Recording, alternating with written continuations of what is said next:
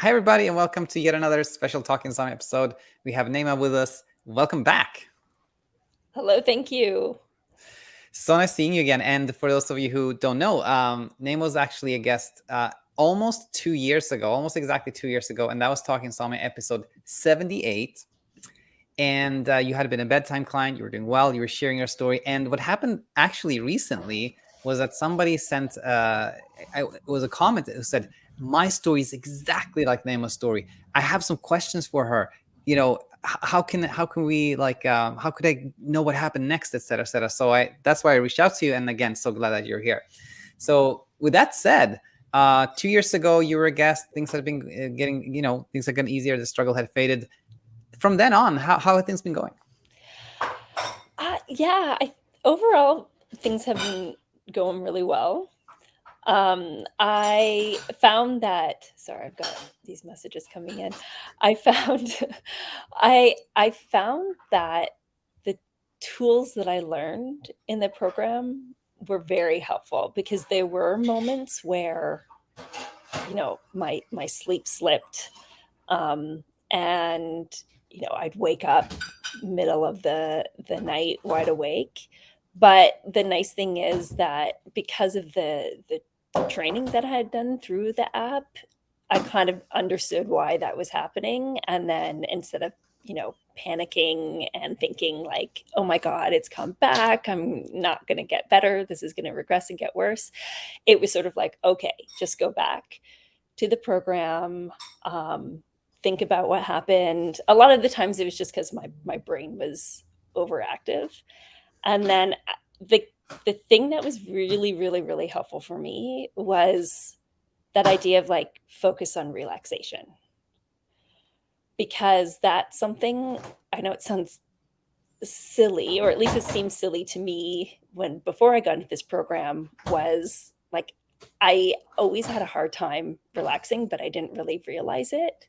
And then once I went to the program and realized, oh, it's actually quite important to be able to sleep well, that's when everything sort of changed for me. And when I really realized, okay, there's so many things that I'm doing that is not relaxing at all, even though I thought they were. So it's given me like a whole new tool set in terms of what are things that truly relax me and how can I implement them. So nice to hear. And tell us more about that. I think that's a really helpful topic. Like, what were things that you did before that you thought were relaxing, but you realized weren't? Yeah, you know what? I think even some things like certain TV shows that I'd watch would get my brain going versus other ones. Or I had a really bad problem actually of like, I love music, but music is way too stimulating for me. So I thought if I was listening to music, it would help relax me, but it wouldn't. Like it would just make me want to get up and dance. Um, what else? Like I guess in terms of what was helpful was reading. Um, and I think the biggest thing too is like there were just some things that I was going, if my mind started thinking about it, even reading or doing some things that actually worked that helped relax me wouldn't in those situations because it was just too, I was too emotionally attached to them. But again, that's where I just kind of went, all right, you're just not gonna sleep tonight, but it's okay because you can still get through the day and be okay, and the world isn't going to fall apart for you. Yeah, I think that's kind of the key insight. Oftentimes I think the intent is so much what matters. When we feel kind of a little nervous, and then we're like, oh, I have to do this to become less nervous, and we kind of try forcefully to relax ourselves, then we become even more stressed, right? But when we just do something like, Yeah. usually I like doing this, usually I feel relaxed if I do this, without too much pressure or something like that, then naturally we feel relaxed, which is really nice. But ultimately, like when we feel like kind of like really frazzled, then it was like, okay, now I'm kind of really frazzled. It's okay to be frazzled. And then like that acceptance, right? So Hmm. helpful. Um, Very, very nice. And I don't know if I asked you this last time you were a guest, but this has become one of my kind of standard questions. Did you find that, learning from like the sleep struggle helped you in other aspects of life? Oh, that's a really good question. Actually, I think it did because I feel a lot of my insomnia was the result of anxiety. And so I realized, certain things that have happened in the past, I think was also a result of anxiety. So kind of I guess it sort of helped me realize to even just paying closer attention to when those anxious feelings would start to occur and learning how to not get caught up in them as much. So it was sort of because a lot of it I feel is like it's all these mental tricks, right? It's almost reprogramming your brain, and emotions are so powerful. I think they're good. They tell us a lot, but it doesn't mean that we have to. I heard them called like emotional trains. We don't have to jump on to the first emotional train that comes our way. So that's where I found the course very helpful because it was instead of running away from these emotions because they're uncomfortable, it was sort of like, okay, we got to actually dig deeper into them so you can better understand how they're triggered, and you can learn sort of those like, that whole like relaxation piece to not get caught up in them and how you can kind of stay calm throughout the process. Yeah. Yeah. I think that's so true. And it can sound so odd sometimes when we think about it, but we can feel anxious without reacting too much to it. And then we're sort of like, in a way, we're calm but still being anxious because we're almost like outside the emotion. We're not on the train. We're almost like looking at the train or something like that, right? Yeah, yeah, that's a good way to put it. Like you become more of an observer as Hmm. opposed to a passenger. Yeah. Very, very nice. Well, so as I mentioned to you, I don't know if I mentioned it after we started recording, but Dan, who said he really identified with your story, sent some questions. So Sure. I'm gonna read them to you and look forward to see what you will say. So the first one was let's see here. Um, Here are a few questions. How has how has sleep duration improved since you recovered? Curious how many hours you were getting before resolving your issue versus now. Oh, I like that question because I was so focused on sleep duration when my insomnia started. It's weird because I never really paid much attention to it before. I thought I was, and it was just sort of, I just knew I'd go to bed and fall asleep and wake up. But then when the insomnia happened, I became almost obsessed with sleep duration, and I would track it to be able to track my sleep efficiency, but that made it worse. So now what I do is I try to just go by how I feel. So to answer his question, I would say that now I probably sleep about maybe like 6.5 hours, but I think that's more representative to what I was sleeping before. And that's only because I'm playing because I've had trained myself through insomnia to pay so much attention to time. So I would look at time in bed and then time when I was awake. And that's where I realized, like, oh, I'm not actually sleeping 8 hours a day. So now I try to look more at how do I feel when I wake up? Because there's some days maybe where I only get 6 hours, but I feel like refreshed. And so that's where I kind of went, okay, like I could have been waking up more in the night some days when I got 7 hours of sleep or 7.5 hours of sleep. But it all ties back to, again, kind of how calm I was when I went to bed. And I also try not to panic, let's say days when I do go to bed late and then have to get up early. So I've really tried to keep that mindset around, you have all these other things going on in your life that are bringing you joy, and there are just gonna be times when you're not gonna sleep a full night, but so that Dan knows, overall, my sleep is incredibly so much better than it was before, and now, in a weird way, it's almost like I feel better overall having gone through insomnia, because I never would have learned how much, um, how to work with my mind as well as I do now if I hadn't gone through this training. I mean, so it's such a nice and wonderful answer, and I kind of knew beforehand that it was going to be something along the lines of, like, when we are struggling, we keep so much attention, we measure it, and almost everyone who's a guest here, sharing like how things have gotten easier, they never talk about numbers anymore. They just talk about like overall learning, and it shows like, Uh, it's not about that. But anyway, so with that said, thanks so much for that one. And maybe these other ones are going to be similar, but the second one is like, do you still wake up earlier than you want often? If so, how many days per week? oh, yeah, so I would say that, hmm, that probably happens because I have an alarm, right? So I think naturally when you have an alarm, you always wake up earlier than Around it. that time, right? Yeah. Yeah, I think it's just a subconscious thing where, I have to get up at this time because I gotta go to work or I have stuff to do before work. So I think there's that playing in the background. So yes, usually when I have an alarm, I'll wake up before, but I generally sleep close to when my alarm is gonna go off, where before it would be, 3, 4 in the morning Yeah. when I'd be getting up, and I was planning on getting up around 6 or 7. Okay, so we can say it's rare that you wake up like really early and that you're like upset, like, why did I wake up now? Yeah. Yeah.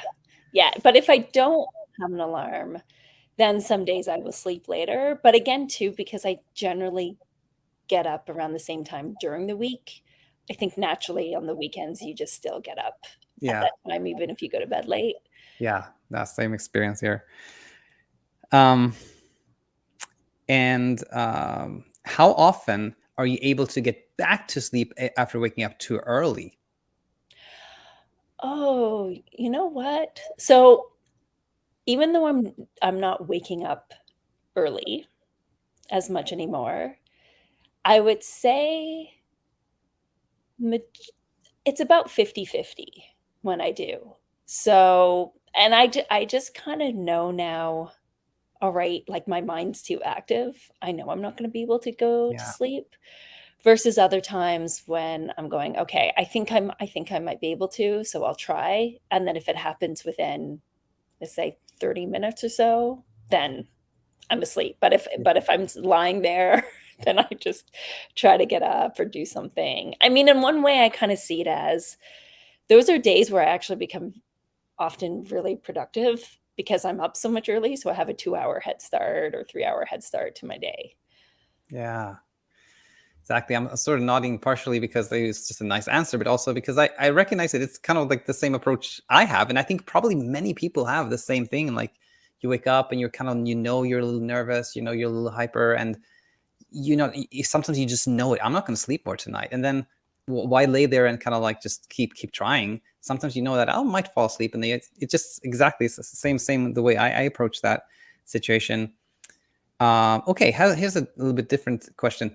Have you taken any other steps to reduce hyperarousal outside of sleep-specific training? Yeah, so I've actually done a number of different things. So I think the last time I was here, I might have talked about meditation. I think And you mentioned that, but I don't know. Yeah, but go ahead. Yeah. okay, okay. So I do try to meditate daily, using various techniques. Um, but I find sometimes meditation, depending on what it is, I don't really I don't really use it for sleep ever. It's to this point more it was actually more for understanding understanding what I think about and paying more attention to that, because that leads to the hyperarousal. So it wasn't really done to help with sleep or to prevent further sleep issues. It was more because I really enjoy like what we did here and realize like how much our thoughts and perceptions shape so much of what we do, that it was more done out of that curiosity. And then from there, you discover so many other things about yourself. But one thing I found with meditation is that some of the teachings can be a little, it can be very esoteric and nuanced, because some of them are very like old, like old aged. So sometimes you're going, I don't really know what they're what they're talking about, but it's interesting. So that's where I found, just looking at other psychologists and things that they're doing, and actually journaling has been very helpful too, because it has sort of forced me to kind of, and some of the journal prompts, like I just kind of use ones.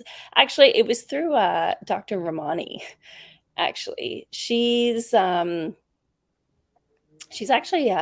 like a world-renowned expert on narcissism, but she has all these really, really, really interesting journal prompts. And how I got into her was because like when my insomnia first started, I think the person I was with had narcissism. So it was all that which kind of led to the insomnia. But then, like the more I kind of found her stuff and saw that she had a healing program, and then I went on it. But her journal prompts I find are so useful for so many other things. Same with your sleep program. And she gives like 3 journal prompts a week, and it's great because it sort of helps you uncover, things you value, things that, and really getting deep in them, like what are your actual true values, not things that you want to value, like how things can kind of take a hold of your mental real estate, but then giving very practical solutions on how to get through it. So I think, yeah, the meditation, the journaling, using the tools that I learned in your sleep program, like all those have been monumental towards just like continuing self-discovery, and I think preventing some of these other things that could potentially come in the future. Yeah. So glad to hear that. And the word that was on my mind was like self-exploration, like that meditation is not a means to an end. It's just kind of learning about ourselves. It's a wonderful inner journey. And then I think this is maybe the last question, or there may be one more. Has your overall anxiety reduced since your early awakenings have improved? Um, yeah, I think, well, my anxiety was still pretty strong even after the program. But I think a lot of that was just from other unhealthy relationships that were going on. Um, but in terms of, sorry, can you repeat the Oh question yeah, again? yeah. I think you said within the morning. Yeah, sure. Has your overall anxiety reduced since your early awakenings have improved? And I don't know if Mhm. Dan is kind of asking like sort of alluding to like, do you have to be less anxious to have less awakenings, or has less awakenings helped with anxiety? I'm not sure, but the question is just, has Mm. your overall anxiety reduced since that time you had a lot of early awakenings? Yeah, yeah. I think my anxiety, so it really improved once I started understanding it more Mhm. and what was triggering it. And so that I think did help reduce the early awakenings, because that, I think it kind of keeps my mind in a more hyperactive state when I have those thoughts, and then the anxiety increases because of it, and then I'm up all night. And then I think also, like when I know how to manage it better too, so that even if I do wake up early, I don't feel as anxious because I understand where it's coming from, and I know, it's almost like I know I have the skills to deal with it Yeah, now. makes so much sense. And there was one more actually, but it came like he sent one email and then he sent another one So let me see. Where's the second question? Oh, here, additional questions. Here's the last one. Did you, find that suspension of belief in terms of her brain reducing early awakenings played a large role? I find that this theory is easier to theoretically absorb for initial sleep onset as we are consciously present for the process. I don't understand this, I must say, but maybe you do. But suspension of belief may be something you mentioned earlier, and I don't know. But did you understand this question? Yeah, I'm not quite sure if that's tied to something specific that he might know of. When I hear it, I sort of think, maybe it's more of we have our beliefs that are very core to us, and maybe some of those beliefs could be making insomnia worse. So, sort of this idea of maybe a suspension of your like maybe being able to kind of reanalyze it a little bit better and not have it so entrenched in you. Particularly if there could be certain beliefs that could make it worse. So, one thing that pops to mind is when I, first, before I started going through the program and I was looking up CBT-I therapies, it can be a very rigid protocol, but I have like a science background in nutrition. And so that I was also coming off of my master's where it was very heavy. You're doing a lot of like data analysis and everything has to be so precise and you have to word things exactly a certain way. So I was I really believed in, you have to have structure. You have to make sure that you're saying things as clearly as possible. And a lot of that because I knew would be getting grilled on things. So I had to have answers. And because I had those beliefs and I was so structured in how I was applying this program, it really made it worse. So I sort of had to, through your guidance, suspend all of those beliefs and not be so goal oriented, which was sort of unraveling everything that I was used to doing to get to where I was professionally, but not realizing that it's actually making things worse in this scenario. Wow, that is such a nice answer. Such a nice answer. And yeah, that's those are all the answers from Dan. And I just want to say finally here that this, our interview here is going to be part of this like pretty new series where that I call like Life After Insomnia, where I check in with people, quite a while after their initial interview. And it's so nice because people listen to a story like yours, and then often people are like, okay, she's doing well now, but what happened next? What happened next? And that knowing that 2 years later, you're still in this process of like self-exploration, you're doing well, you found value in everything. And it just brings so much hope and inspiration to the community. So I just want to thank you so much for being a guest again.